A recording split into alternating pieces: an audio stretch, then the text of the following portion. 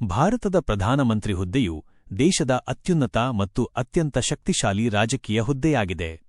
ಭಾರತದ ಸಂವಿಧಾನದ ಪ್ರಕಾರ ಪ್ರಧಾನಮಂತ್ರಿಯಾಗಲು ಬೇಕಾದ ಅರ್ಹತೆಗಳು ಮತ್ತು ನೇಮಕಾತಿ ಪ್ರಕ್ರಿಯೆಯ ಸಂಪೂರ್ಣ ವಿವರ ಇಲ್ಲಿದೆ. 1. ಮೂಲಭೂತ ಅರ್ಹತೆಗಳು. ಭಾರತದ ಸಂವಿಧಾನವು ಪ್ರಧಾನಮಂತ್ರಿಯಾಗಲು ಇರಬೇಕಾದ ಕೆಲವು ಕಡ್ಡಾಯ ಮಾನದಂಡಗಳನ್ನು ವಿಧಿಸಿದೆ. ಪೌರತ್ವ. ಆ ವ್ಯಕ್ತಿಯು ಕಡ್ಡಾಯವಾಗಿ ಭಾರತದ ಪ್ರಜೆಯಾಗಿರಬೇಕು. ಸಂಸತ್ತಿನ ಸದಸ್ಯತ್ವ. ಪ್ರಧಾನಮಂತ್ರಿಯಾಗುವ ವ್ಯಕ್ತಿಯು ಸಂಸತ್ತಿನ ಯಾವುದಾದರೊಂದು ಸದನದ, ಲೋಕಸಭೆ ಅಥವಾ ರಾಜ್ಯಸಭೆ ಸದಸ್ಯರಾಗಿರಬೇಕು.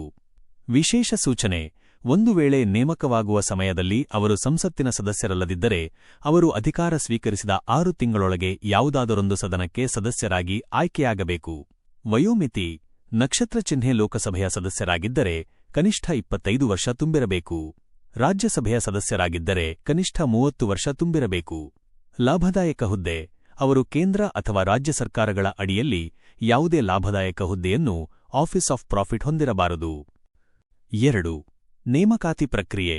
ಸಂವಿಧಾನದ 75ನೇ ವಿಧಿ. ಸಂವಿಧಾನದ 75ನೇ ವಿಧಿಯ ಪ್ರಕಾರ ಭಾರತದ ರಾಷ್ಟ್ರಪತಿಗಳು ಪ್ರಧಾನಮಂತ್ರಿಯನ್ನು ನೇಮಿಸುತ್ತಾರೆ. ಆದರೆ ರಾಷ್ಟ್ರಪತಿಗಳು ಯಾರನ್ನು ಬೇಕಾದರೂ ನೇಮಿಸುವಂತಿಲ್ಲ.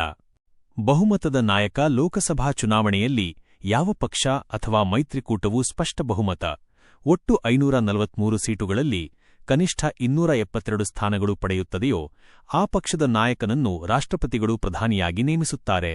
ವಿವೇಚನಾ ಅಧಿಕಾರ.